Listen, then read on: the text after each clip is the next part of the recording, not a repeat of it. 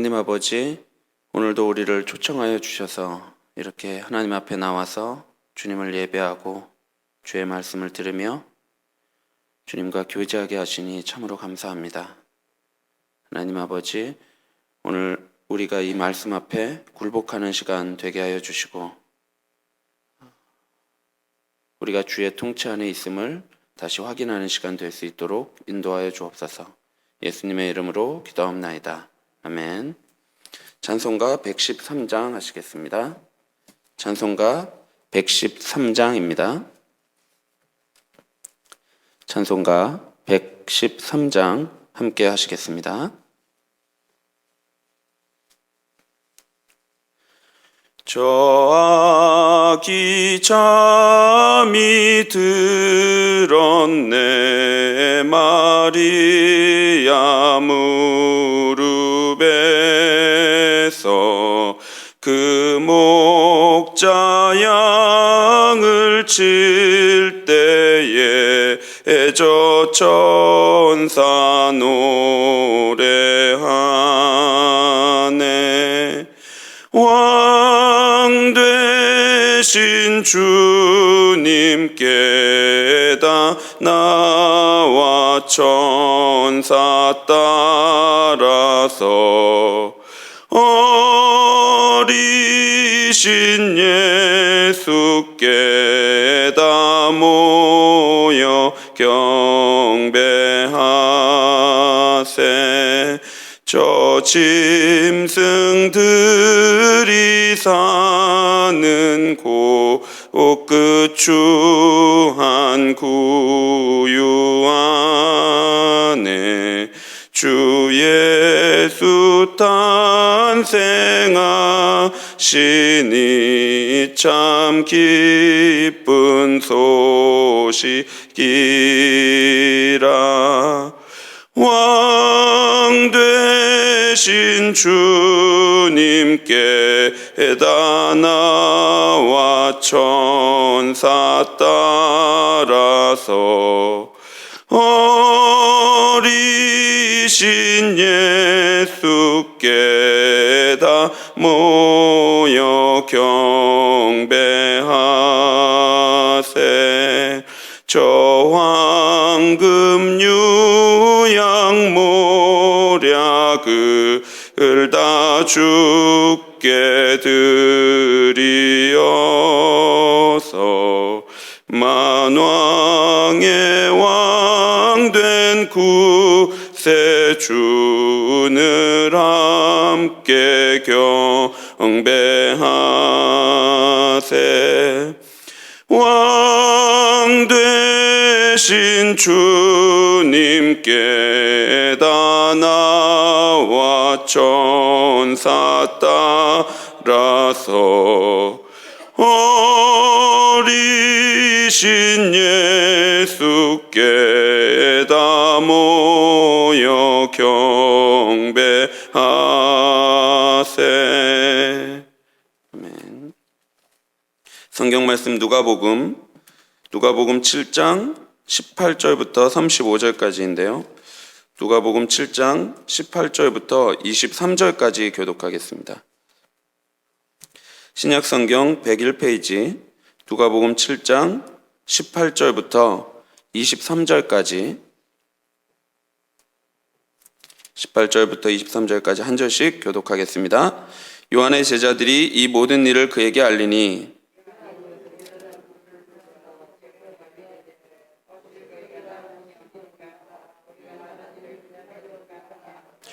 그들이 예수께 나와 이르되 세례 요한이 우리를 보내어 당신께 여쭈어보라고 하기를 오실 그이가 당신이오니이까 우리가 다른 일을 기다리오니이까 하더이다 하니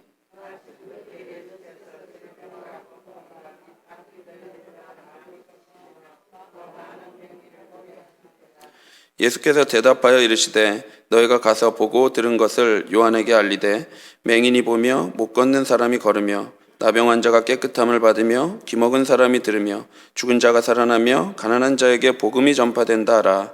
누구든지 나로 말미암아 실족하지 아니하는 자는 복이 있도다 하시니라. 아멘. 예수님은 가버나움에 오셔서 죽어가던 백부장의 종을 고치셨습니다. 그 집까지 가지 않고서도 원거리에서 말씀만으로 죽어가던 종을 고치셨죠. 그리고 나인성으로 이동하신 후에 이번에는 죽어서 관안에 안치된 과부의 독자를 살려내십니다. 이로 인해 사람들은 하나님께 영광을 돌리기 시작했죠. 우리에게 큰 선지자가 나타나셨다. 하나님께서 자기 백성을 돌보셨다. 라고 소리쳤습니다. 즉 하나님께서 약속하신 메시아가 이 땅에 왔음을 소리친 것입니다. 이러한 예수님의 소문은 온 유대와 사방에 두루 퍼져나갔습니다. 그리고 이 소문은 요한의 제자들의 귀에도 들어갔고 곧 세례 요한도 예수님에 대한 소문을 듣게 되었습니다. 이때 세례 요한은 옥에 수감되어 있었는데요. 세례 요한이 투옥된 이후에 제자들의 일부는 예수님을 따르면서 그의 활동을 요한에게 보고하고 있었습니다. 예수님에 대한 이야기를 들은 요한은 예수의 기적과 역동적인 가르침에 대해서는 아무런 의심이 없었습니다. 그런데 예수가 수행하고 있는 그 행위가 메시아적인 사명과 관계된 것인가 하는 것에 대해서는 의구심이 있었습니다. 그래서 요한은 예수님께 제자 둘을 보내어 이렇게 질문합니다. 오실 그이가 당신이오니이까? 우리가 다른 이를 기다리오리이까? 여기서 두 명을 보낸 것은 어떤 문제를 명확히 입증하기 위한 유대의 관습 때문이었습니다. 요한의 궁금증은 오실 그이가 바로 예수인가 하는 것이었습니다. 여기서 오실 그이는 이스라엘 백성들이 기다리던 메시아를 가리키는 표현입니다. 구약 성경은 여러 곳에서 오실 그이에 대해서 예언하고 있습니다.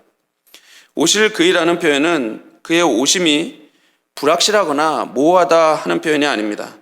그의 오심이 아직 현실에서 구체화되지 않았음을 말하는 것이죠.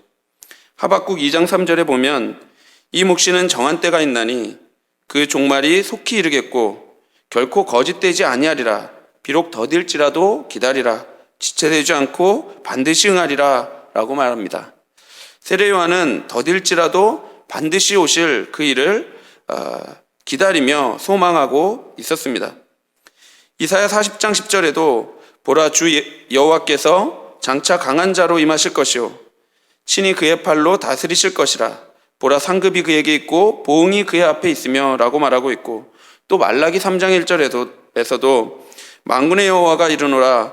보라 내가 내 사자를 보내리니 그가 내 앞에서 길을 준비할 것이요 또 너희가 구하는 바 주가 갑자기 그의 성전에 임하시리니 곧 너희가 사모하는 바 언약의 사자가 임하실 것이라 라고 말씀합니다. 메시아의 오심에 대해서는 의심의 여지가 없습니다. 그러나 세례 요한에게는 그 오시리가 과연 예수인가 하는 것에는 여전히 물음표가 남았습니다. 오실 그이에게는 상급도 있고 보응도 있어야 하는데 예수께서는 그러한 심판의 모습을 말씀하지 않았기 때문입니다. 그래서 오실 그이가 당신이오니까? 라고 질문했던 것이죠. 예수님은 마침 그때에 질병과 고통과 악기에 들린 자를 고치고 계셨습니다. 그리고 맹인 또한 보게 하고 계셨죠. 오실 그이가 당신이오니까? 라는 질문을 받은 예수께서는 당신이 지금 무슨 일을 행하고 있는지 보고 가서 너가 보고 들은 것을 전하라고 제자들에게 말씀합니다. 예수님께서 하고 계셨던 일은 맹인이 보고 못 걷는 사람이 걸으며 나병한 자가 깨끗함을 받으며 기먹은 사람이 들으며 죽은 자가 살아나며 가난한 자에게 복음이 전파되는 그런 일이었습니다. 예수님은 내가 그다 라고 이렇게 단순히 말하기보다 자신이 지금 무슨 일을 하고 있는지 자신의 삶을 요약해서 보여줌으로써 요한에게 당신이 메시아임을 들려주고 있습니다. 의심 섞인 질문에 내가 그다 라고 말하는 것은 그리 설득력이 없었을 것입니다. 그래서 예수님이 말씀하신 내용은 메시아가 왔다는 표적이었습니다. 이사야 35장 5절에는 그때에 맹인의 눈이 밝을 것이며 못 듣는 사람의 귀가 열릴 것이라고 말했고 또 이사야 61장 1절에는 주 여호와의 영이 내게 내리셨으니 이는 여호와께서 내게 기름을 부으사 가난한 자에게 아름다운 소식을 전하게 하려 하심이라. 나를 보내사 마음이 상한 자를 고치시며 포로된 자에게 자유를 갇힌 자에게 노임을 선포하며 라고 말씀하시죠. 죽은 자가 살아나는 것에 대한 말씀 또한 이사야 26장 19절에 말씀하고 있습니다. 예수님은 기록된 예언을 당신의 삶으로 성취하심으로써 그때가 바로 이때이고 그이가 바로 자신임을 드러내 보이고 계십니다. 그러면서 예수님은 누구든지 나를 인하여 실족치 아니하는 자는 복이 있도다라고 결론을 내리고 있습니다. 이는 의심하고 있는 세례요한을 두고 한 말입니다. 예수 그리스도의 오심을 준비하던 세례요한조차도 예수를 그리스도로 믿는 것은 쉬운 일이 아니었습니다. 왜냐하면 세례요한은 여자가 난 자 중에서 가장 큰 자였지만 그럼에도 여전히 옛 언약과 새 언약 시대에 이 과도기에 있었던 자였기 때문입니다. 예수님은 요한의 제자들을 떠나보낸 후에 요한에 대하여 말씀하시는데 거기에 모여있는 무리들에게 3번이나 같은 질문을 하십니다. 24절과 25절 그리고 26절에 예수님은 무리들에게 이렇게 질문합니다. 너희가 무엇을 보려고 나갔더냐? 누가복음을 보면 그 시작이 세례 요한의 탄생으로 시작되는 것을 볼 수 있는데요. 그만큼 세례 요한은 하나님 나라를 여는데 상당히 중요한 인물입니다. 세례 요한은 광야에서 하나님 나라가 가까이 왔음을 선포하며 회개하라고 외쳤습니다. 그리고 많은 사람들이 그 세례 요한을 보려고 그에게 나아갔죠. 광야로 나아갔죠. 이러한 배경에서 예수님은 너희가 무엇을 보려고 나간 것이냐라고 질문한 것입니다. 말하자면 너희가 바람에 흔들리는 갈대, 즉 약하고 흔들리는 인물을 보려고 광야에 나간 것이냐, 아니면 부드러운 옷을 입은 인물, 즉 편하게 살고 특권을 지닌 그런 인물을 보러 나간 것이냐?